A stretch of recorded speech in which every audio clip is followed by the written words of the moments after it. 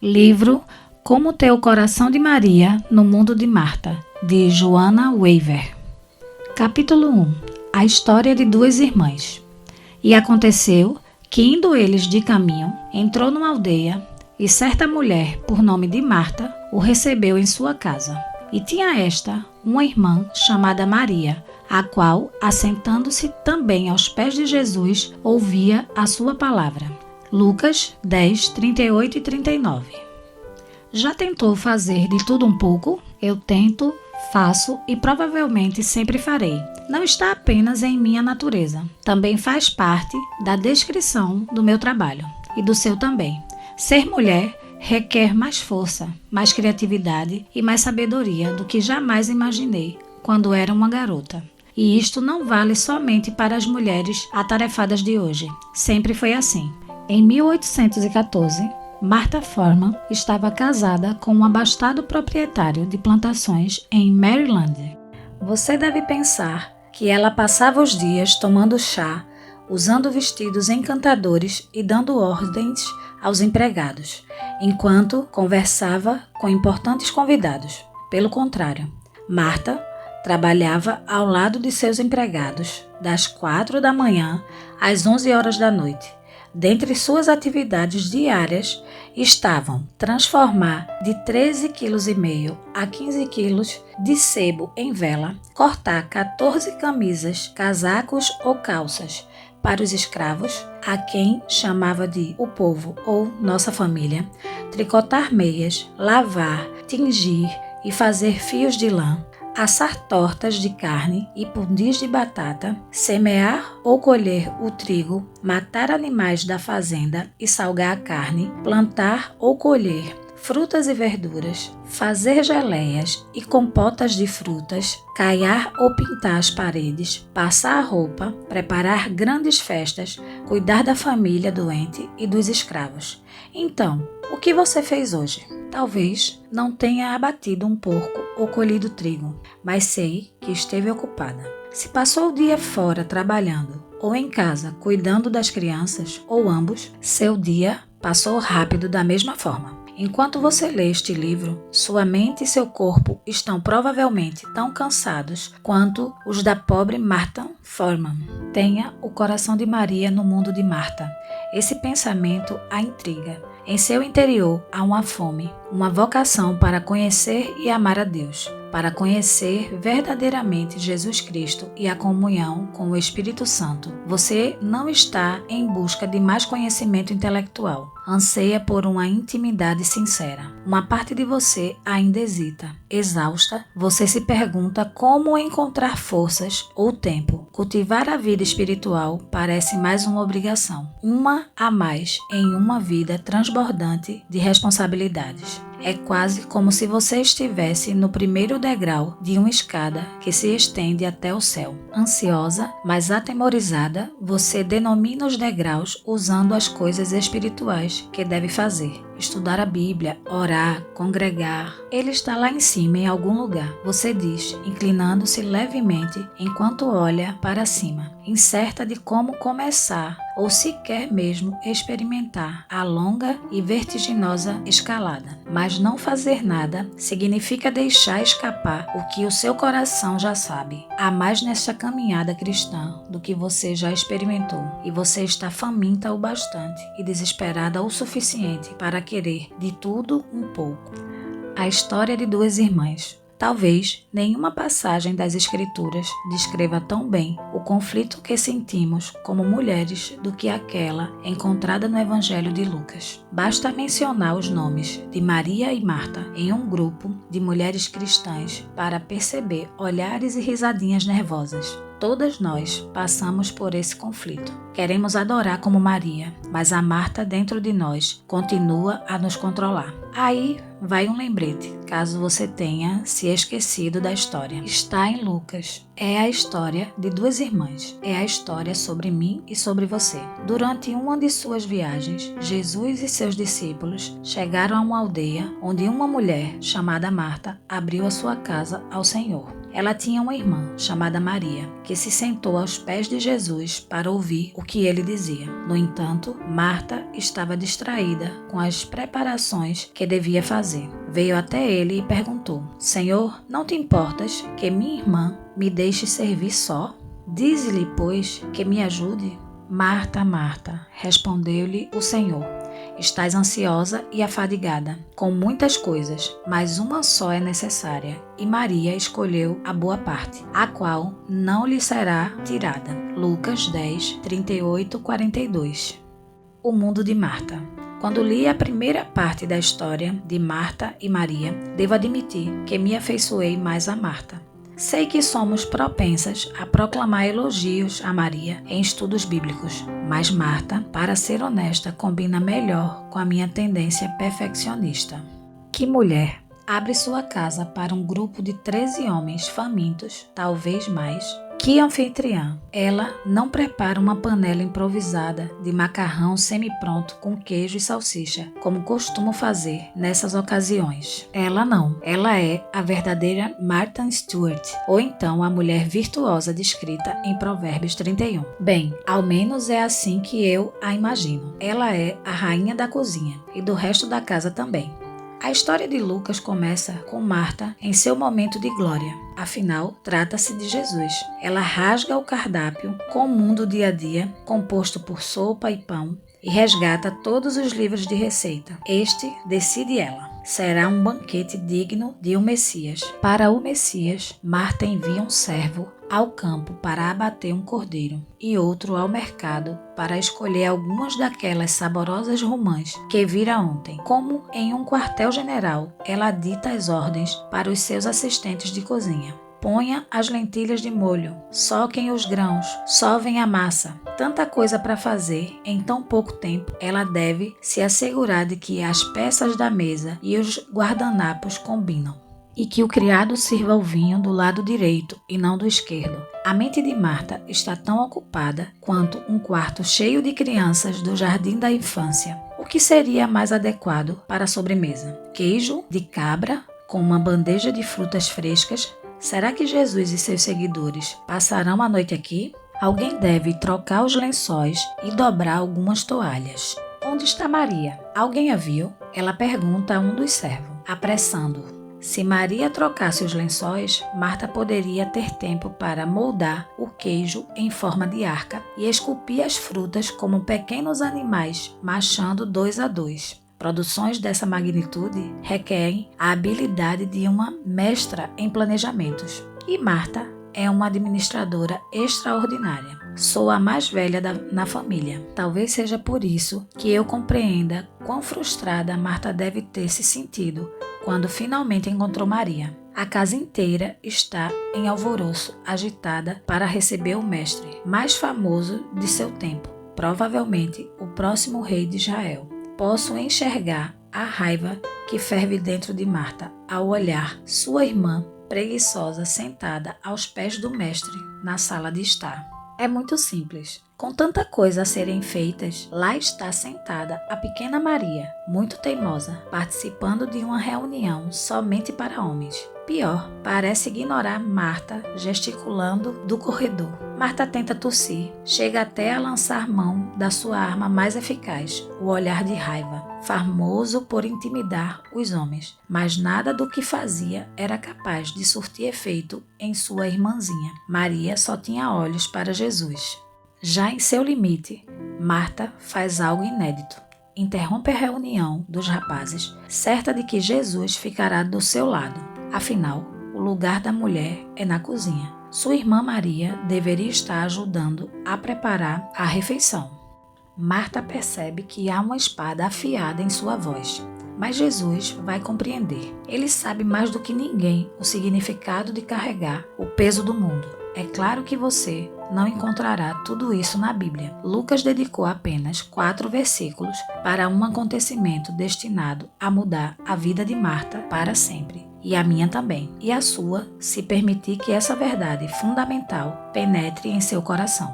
Em vez de aplaudir Marta, Jesus gentilmente a repreendeu, dizendo-lhe que Maria havia escolhido a boa parte, Ou, como diz outra tradução, Maria escolheu a melhor parte. A melhor parte, Marta deve ter repetido sem acreditar. A melhor parte é o que digo a Deus em meio à minha pressa de fazer tudo. Quer dizer que há mais? Eu tenho que fazer mais? Não, não, chega a resposta ao meu cansado coração. As palavras de Jesus descritas em Lucas 10 são inacreditavelmente libertadoras para aqueles que se ocupam com os trabalhos árduos desta vida. Não é mais o que ele requer de nós. De fato, podemos ser menos. Um coração de Maria. A Bíblia não nos fala muito a respeito de Marta e Maria. São mencionadas pelo nome apenas 3 vezes nas Escrituras. Lucas 10, 38 a 42, João 11, do 1 ao 44 e João 12, do 1 ao 11. Mas através desses breves relatos, um quadro fascinante se revela sobre como devia ser a vida naquela casa em Betânia e como a vida sempre se mostra para nós. Dizem que a adversidade é o tempero da vida. Deve ser por essa razão que Deus às vezes coloca pessoas com personalidades tão diferentes na mesma família. Ou então, Ele está tentando nos preparar para o casamento. Maria era a luz do sol para os trovões de Marta. Era o breque, freio, para a locomotiva de Marta. A inclinação de Maria era deslizar pela vida, parando para cheirar as rosas. Marta era mais propensa a colher as rosas, cortar rapidamente os talos em ângulos e ajeitá-las no vaso com os cravos de amor e as samambaias. Não há como dizer que uma está certa e a outra errada. Somos todas diferentes e foi assim mesmo que Deus nos criou. Cada personalidade e talento tem seus pontos fortes e fracos, suas glórias e tentações. Acho interessante que, quando Jesus corrigiu Marta, não disse: "Por que você não pode ser mais parecida com a sua irmã Maria?" Ele sabia que Marta nunca seria Maria e Maria nunca seria Marta. Mas quando ambas estiveram diante da mesma escolha de trabalhar ou de adorar, Jesus disse: Maria escolheu a melhor parte. Para mim, isso implica que a melhor parte estava disponível tanto para Maria como para Marta e está à disposição de cada uma de nós, não obstante nossa personalidade e talentos. É uma escolha que cada uma de nós pode fazer. É verdade que, sob o ponto de vista da personalidade, a escolha deve ter sido mais fácil para Maria do que para Marta. Maria parece ser mais propensa a caminhar sob o orvalho da manhã do que ser levada pelas obrigações cotidianas. Tenho certeza de que, quando Jesus chegou de modo inesperado naquela tarde, Maria provavelmente começou a servir as visitas como havia feito muitas vezes antes. Posso vê-la pegando os cajados enquanto os discípulos se espalhavam pela casa, bem arrumada de sua irmã. Encoberta por mantos e sacos de viagem, observa o homem que cativou o coração de Israel com suas palavras. Há tanta alegria e encanto nele que é impossível não ser atraída para esse homem. Jesus poderia ser o Messias que as pessoas falavam? Maria se pergunta. Ela sabe que ele é um grande mestre, mas esse homem que a admira a tapeçaria feita por ela, que a liberta de sua timidez e que faz parte do círculo de seus amigos íntimos, poderia ser de fato o Filho de Deus? Ela coloca os pertences dos discípulos em um canto e se apressa em servir vinho ao grupo sedento. Entre eles há uma tranquilidade, uma camaradagem genuína. Os homens riem das brincadeiras dos outros enquanto tiram a poeira dos pés com o líquido providenciado por ela. Então se acomodam nas almofadas ao redor da sala e Jesus começa a ensinar. Maria nunca tinha ouvido alguém falar como ele. Há um magnetismo em suas palavras, como se contivessem fôlego e vida, coisas que Maria desconhecia necessitar até aquele dia. Ela se move lentamente para chegar mais perto e ficar em um canto escuro ouvindo Jesus. Seus braços seguram um cântaro vazio. Está atenta a qualquer movimento ao seu redor. Vários servos ocupados, lavando pés sujos, enquanto outros colocam a mesa para a refeição do outro lado da sala. Maria sabe que há muito a fazer, mas ainda é incapaz de se mover, a não ser para chegar mais perto. Não é costume uma mulher se sentar com um grupo de homens, mas as palavras de Jesus a acolheram. Apesar da sua natural discrição, ela se move gradualmente até se ajoelhar aos pés do Senhor. O ensino de Jesus a envolve, revelando a verdade ao seu coração faminto. A Bíblia não deixa claro se essa foi ou não a primeira visita de Jesus àquela casa em Betânia. A franqueza de Marta parece indicar uma familiaridade prévia, mas seja qual for o caso, nesse dia, Maria escolheu deixar outra pessoa servindo para que pudesse ouvir um pouco. Não é todo dia que Deus nos visita em casa, então ela ignora a tradição, quebra a etiqueta social e chega mais perto. O mais perto possível de Jesus. Não tem importância que seu gesto poderia ser mal interpretado. Não se importa com os olhares estranhos dos discípulos. Em algum lugar distante, ela ouve seu nome, mas está atraída pelo chamado do Mestre, o chamado para vir, o chamado para ouvir. E é isso o que ela faz. A história de todas as mulheres. Através do cenário de hóspedes inesperados em Betânia, vejo a luta que enfrento todos os dias, quando o trabalho e a adoração entram em conflito.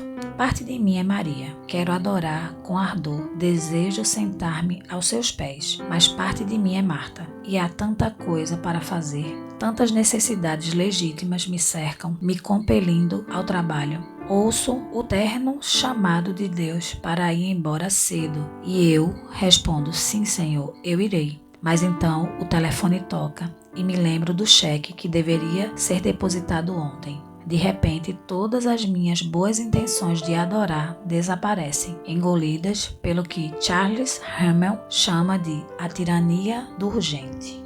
Vivemos em tensão constante entre o urgente e o importante, escreve Hamel. O problema é que muitas tarefas importantes não precisam ser feitas hoje, ou até mesmo esta semana. Horas extras de oração e estudo bíblico podem esperar, mas as tarefas urgentes requerem uma resposta imediata. Demandas intermináveis pressionam cada dia e hora. Isso soa familiar? Para mim, sim. As 24 horas distribuídas por cada dia raramente são suficientes para o cumprimento de todas as minhas obrigações. Tenho uma casa para administrar, um marido para amar, crianças para cuidar e um cão para alimentar. Tenho compromissos na igreja, prazos para escrever e almoços marcados. E apenas uma pequena parte disso eu chamaria de inútil. Um tempo atrás, tentei cortar o que pensava ser insignificante. Esta é a minha vida e as horas já estão comprometidas.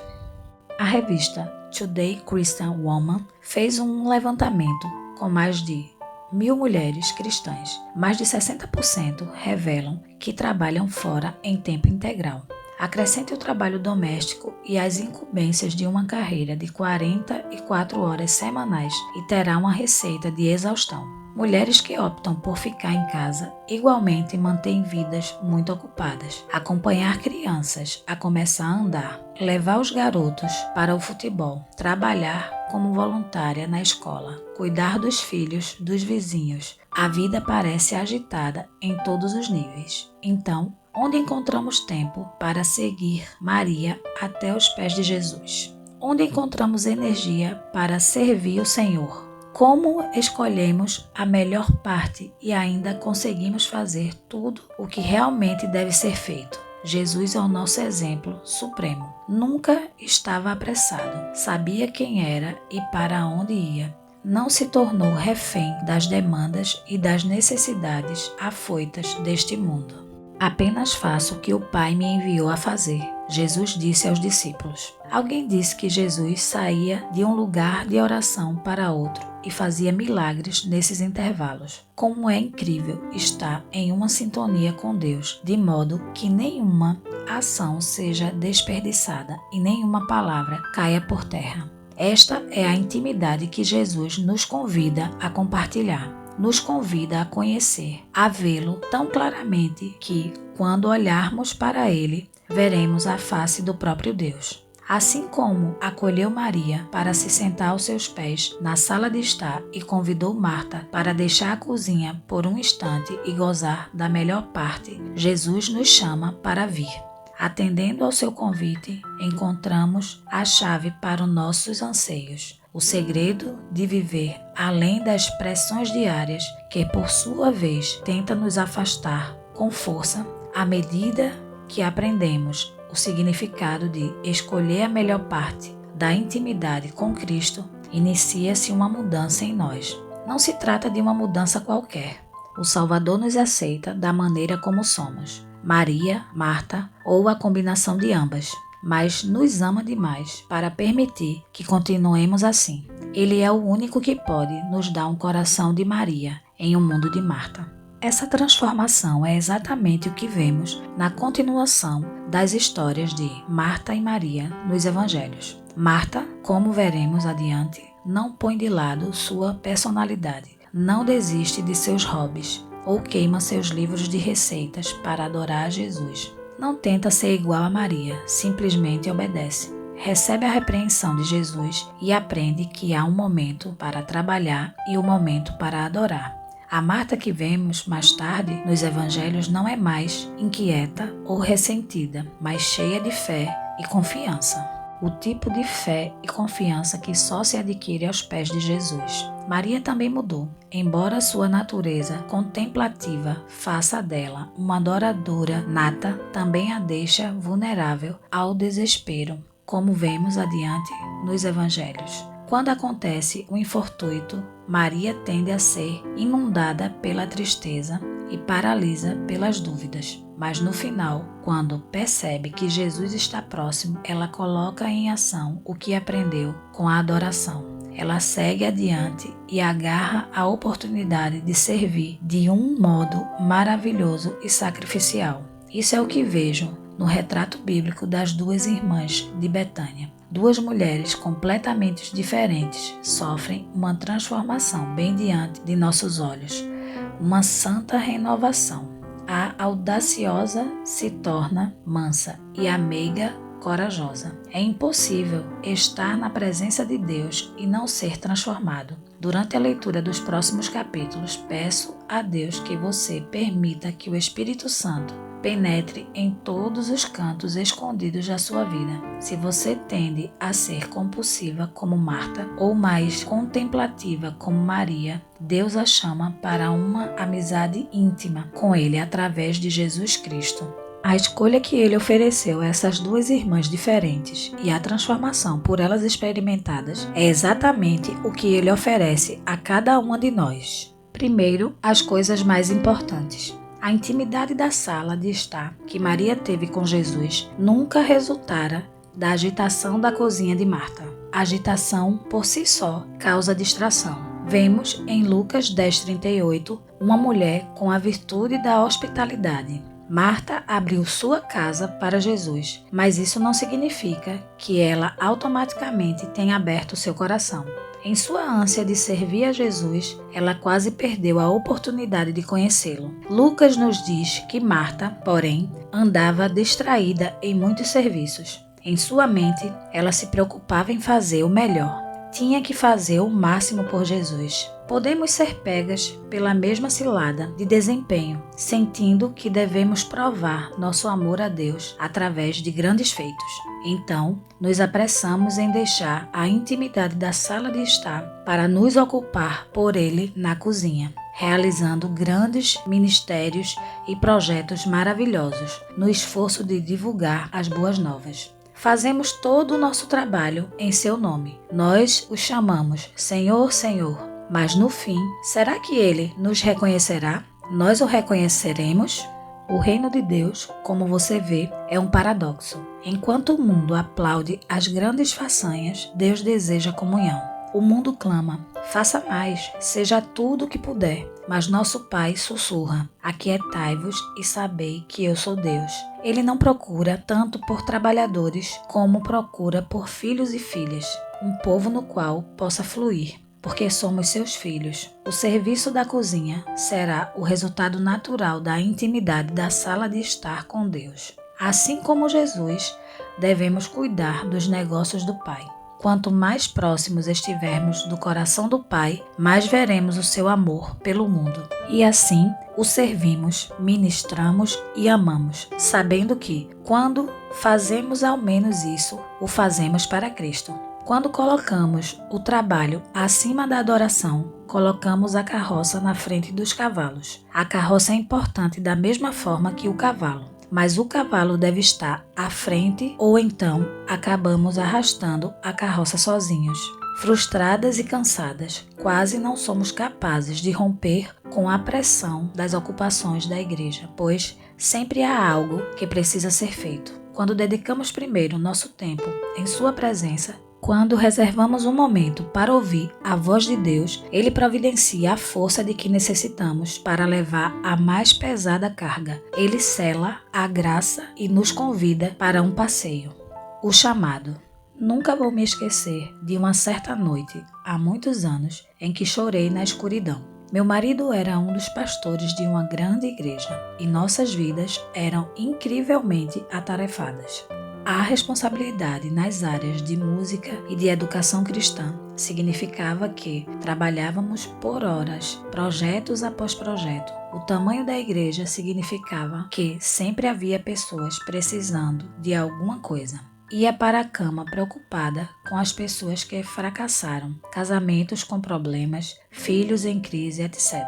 Preocupava-me com tudo o que não realizei e deveria ter feito, com tudo o que realizei de maneira insatisfatória. Lembro que, naquela noite, me agarrei ao meu marido, soluçando, enquanto ele tentava me confortar.